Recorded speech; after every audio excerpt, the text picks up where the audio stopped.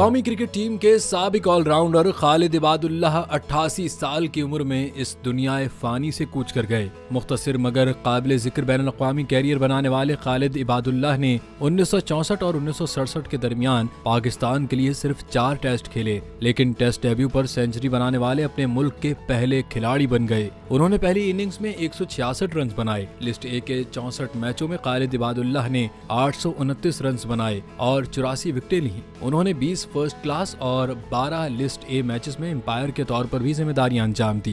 PCB ने उनके इंतकाल पर गहरे अफसोस का इजहार किया है, जबकि माजी में खालिद इबादुल्लाह के साथ क्लब क्रिकेट खेलने वाले वॉर्कशायर के सदर डेनिस एम्स ने अपने साबिक साथी को खराज तहसीन पेश करते हुए लिखा, वो एक खास क्रिकेटर था, अजीम तरीन खिलाड़ियों में से एक, और हमने एक साथ बहुत मजे का वक्त गुजारा।